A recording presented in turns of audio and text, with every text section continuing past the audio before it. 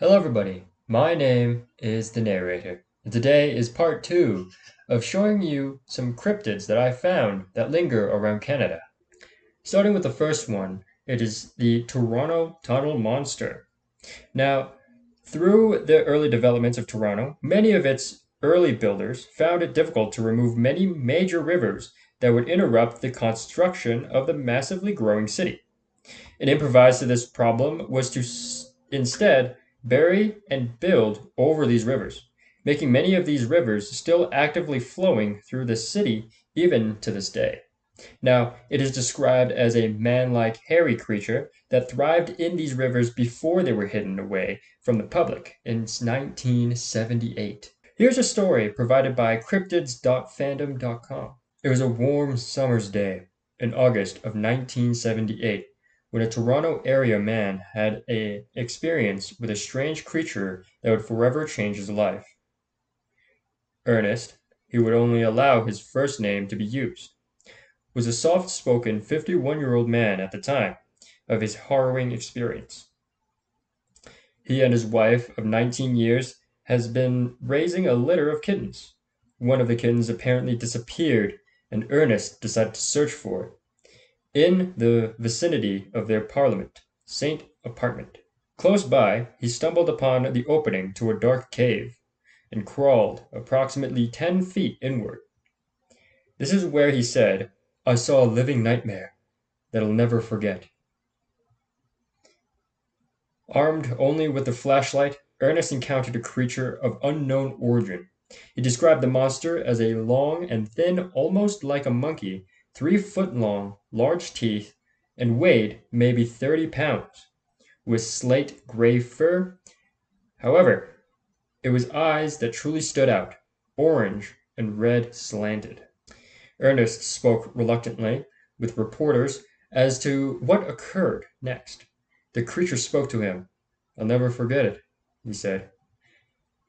Go away," in a hissing voice. Then it took off. Down a long tunnel, off to the side. I got out of there as fast as I could. I was shaking with fear. Ernest never approached the media with this story. He was afraid that people would think that he was drunk or crazy, and felt that no one would never believe him. The Sun found him after hearing about his experience from a reliable contact, who worked with a relative of Ernest's. One of the handful of people to whom he had expressed this experience to, he would agree to talk only if his last name was not revealed. In the files here, I also have a, I guess like an artist's rendition of this creature. It's very, well, I'll just pull it up on screen. You can kind of tell for yourself. I don't know why in this website they chose this image specifically, but it's just not really doing this creature justice. Anyway, I believe Ernie saw exactly what he said he did. Said, "Barbara?" Ernest's wife. Barbara. What a. Okay, I've never. Yeah, Barbara. That is the name. Okay. He was terrified when he came back to the apartment, and he doesn't scare easily. Look, he's been known to have a drink in the past, like most people, but he's not a drunk, and he wasn't drinking at all that day. The Toronto Sun, which the Toronto Sun in this context is SUN, Sun, as like a news reporting company, did question some of Ernest's relatives and neighborhood acquaintances. They found that all agreed with the supported Barbara's evaluation of her husband. Ernest, accompanied by Sun's staff, returned to the location of his strange sighting in March of 1979. The cave's entrance was located at the bottom of a narrow passageway between the buildings where he lived and the one next door. Together, they found the corpse of a cat, which was half buried in the tunnel. The sad discovery reminded Ernest of strange noises like animals in pain that he had heard, emanating from the tunnel prior to his frightening encounter. Now, what makes this very interesting is at first, when they started to kind of describe the descriptions of this thing, I was very close to full on believing that this could also just be like the devil monkey situation where it's just a monkey. But I do like the, I guess, vague descriptions of it, not very as specific to just outright name it as a monkey. Um, Red slanted eyes, and it has sometimes gray or whitish fur, and very skinny man. Uh, it's very interesting. There's also another part that I wanted to point out, which was they found one of Ernest's kittens half buried, which makes me believe that these tunnel creatures do at least have some sort of empathy to other creatures. Uh, Now, what I personally believe from this story is that it's probably unlikely that the creatures killed the cat. The cat probably died of some other unnatural or some other natural, I should say, means, and perhaps the tunnel creatures, buried it. Because why would it be half buried, or buried at all in general? When it comes to humans, it doesn't seem to have a huge threat, other than it being just a little menacing looking. But outside of its looks, in the story, it really didn't do anything. No harm was done to the man, and it's unclear that any harm relative to, like, let's say, the cat and the creature's encounter was ever done there. So yeah, but a very interesting tale. Thank you for Great Lakes Dog Guide for providing me the information for this one. And this one is it's gonna be pretty hard for me to pronounce. Uh, I'm going to try though. Let's say Gasianthethia. This one takes place in Ontario. All right. Its description is essentially a fire-breathing dragon that lurks under the waters of Ontario. Commonly seen in Lake Ontario, that's been crucial for transports for many years. The story goes as follows. In 1805, four fishermen were casting their lines into Lake Ontario. It was a beautiful day, the sunlight glimmering on the surface of the water as the fishermen talked and laughed. Suddenly, a strange shape resembled an overturned rowboat emerged from the water. Concerned for the safety of the rowboat's passengers, the fishermen immediately began making their way over to the shape. Imagine their surprise when the shape began making its way over to them. The object, they realized, was not a rowboat at all. Instead, the men were greeted by an enormous serpent creature with huge eyes and a mouth to match. Reflecting on the terrifying experience, they recall that the creature had to be more than 45 meters long and as wide as a barrel. Now, the wide as a barrel part kind of reminds me of probably not like a traditional what do you call it? European dragon, I guess you could say. Yeah.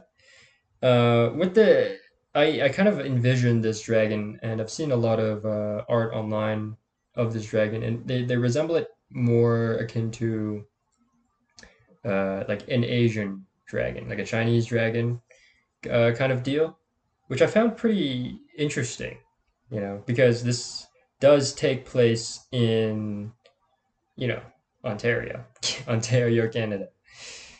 As one might expect, the fishermen panicked. They frantically rowed back to the shore, fleeing for their lives. The monster skimmed atop the surface of the water close behind.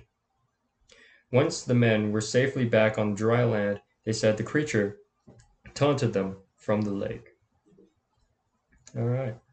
Now, when it comes to the harm of this creature, I don't really think is also that vital. Again, this creature didn't really breathe any fire, as it is described of having fire breath.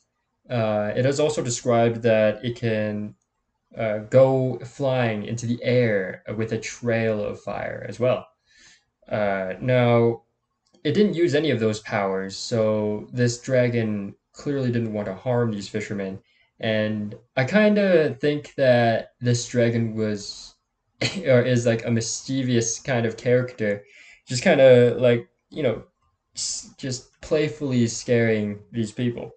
As it like as said in the end here, the creature taunted them from the lake, uh, which is pretty interesting. It may not be very harmful or very threatening, but the visuals of this creature, I imagine it being a lot more, I guess, interesting than the other ones that we've seen. Oh man, dude, I'm so like hot and tired right now. I think I should record these on like a later date, I'll be honest.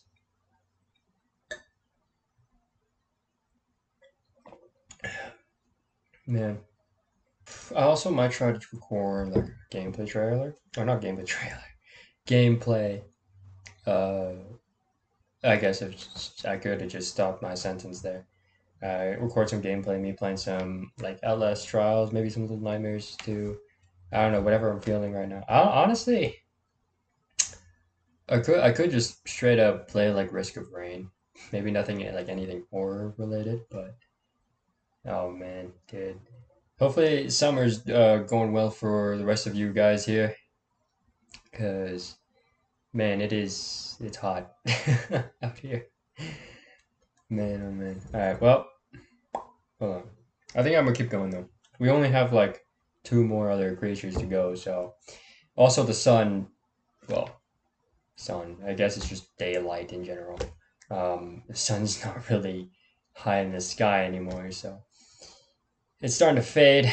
I'm starting to be consumed by the surrounding void. I don't think I have a lot of time, so let's get through this, shall we? Number three, the Aklat, which is an Inuit legend. Now, let me start with the descriptions and the abilities of this creature. This one I also found very interesting. It is a shapeshifter.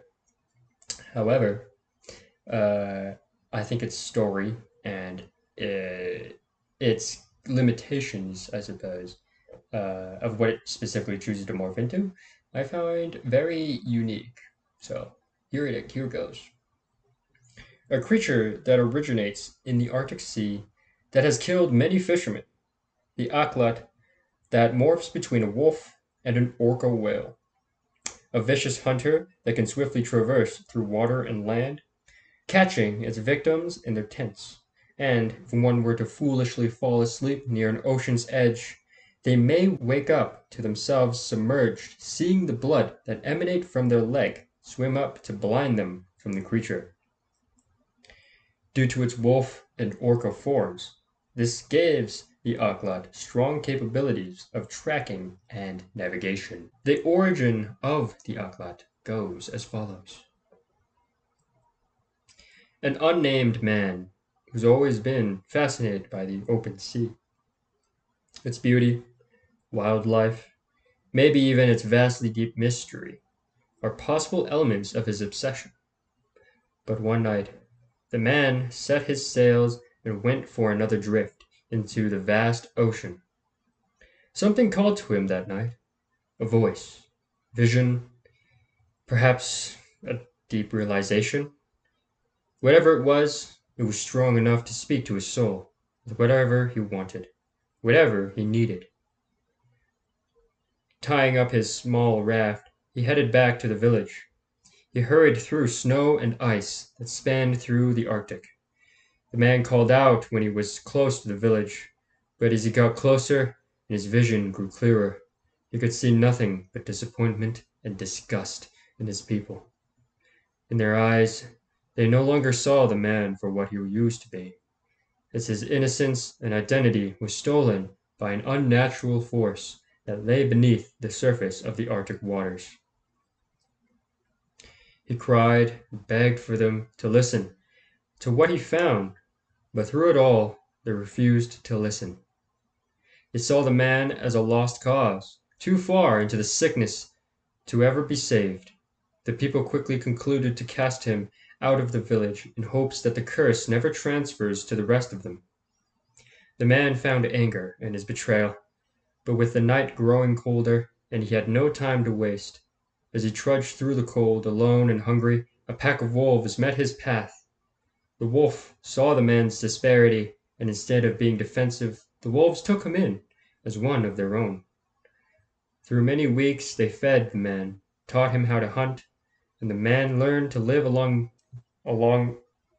with them. As the wolves took the man under their hospitality, the man, through paracausal forces, took the form of a wolf. But even though the many teachings by his new wolf family, something was still missing. That missing piece was his old obsession with the ocean. His old craving that was never satiated. Abandoning his wolf pack, he ran back to the raft that he sent adrift many days ago. As the man got closer to the water, he ignored the raft and instead of going for another drift into the vast ocean, started to bolt towards the water and took a leap into the cold. It was then he took the morph of an orca whale and swam to finally meet with his mystery that beckoned him from long ago.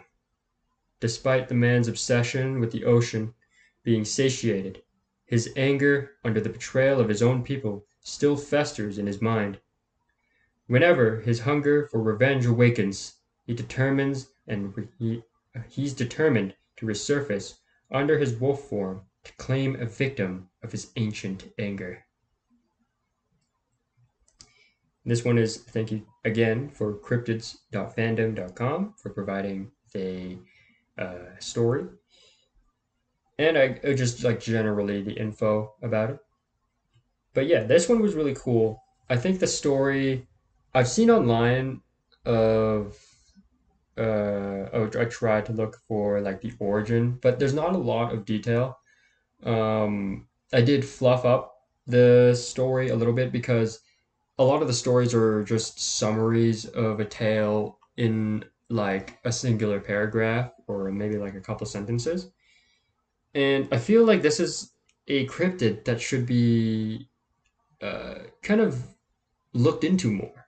I think whoever this man is and whatever kind of mystery that the ocean brought him, I guess, to what seemed, I guess, to insanity, maybe to power.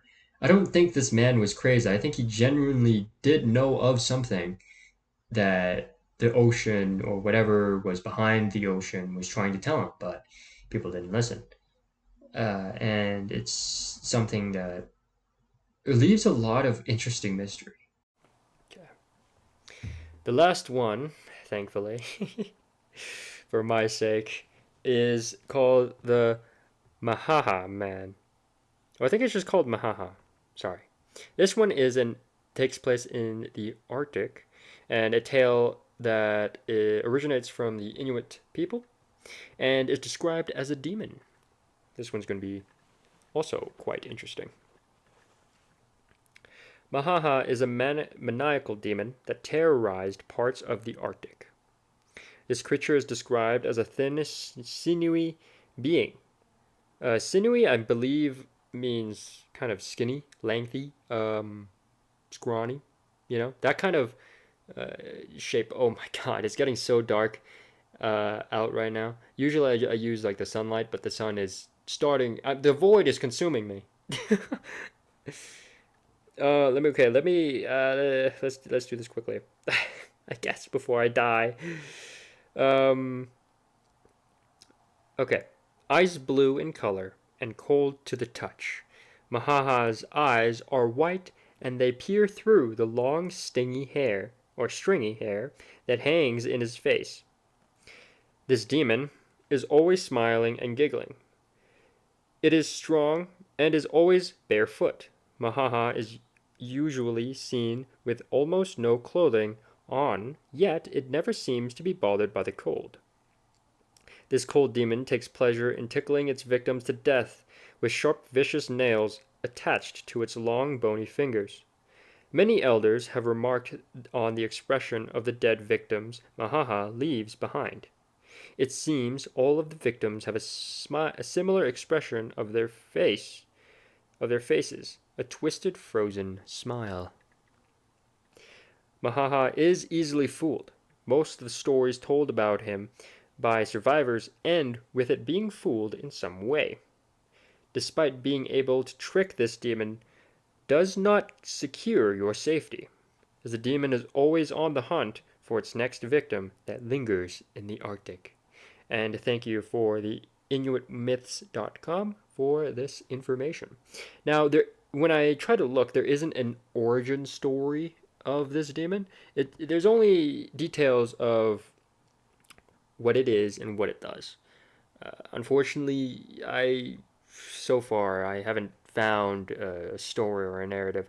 Uh, if you guys are interested, I can try looking for more details and really uh, dig my nails into this demon creature because it does sound interesting.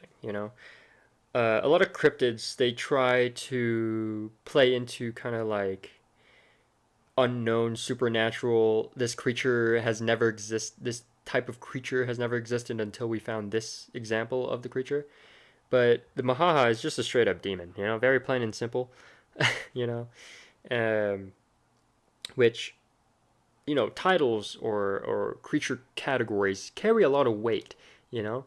You don't have to just make one up. You can just kind of play with the idea of a pre existing creature, fearful creature, like a demon. This one, however, I will say, is very interesting, mostly for the fact that it is a pretty serious risk when you actually run into this thing because it will kill you and it will pretty much leave your corpse as an example of not to mess around in the Arctic. So yeah, this thing is dangerous. All right, it's a lot more dangerous than like the other ones that we've read about.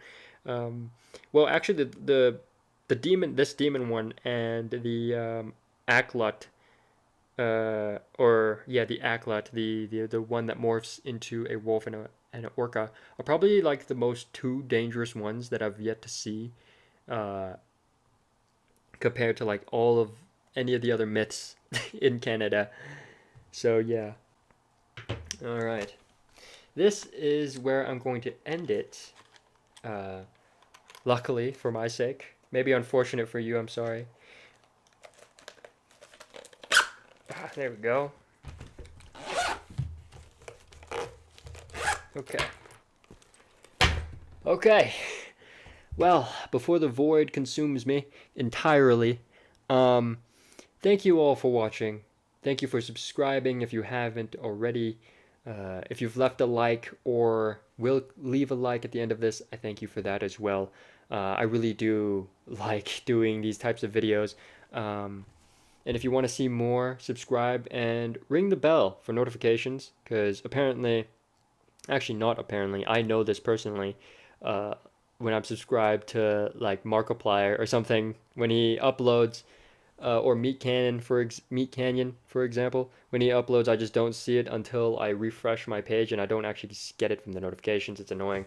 I don't know why that's a thing. Anyway, thank you all for watching, and take care.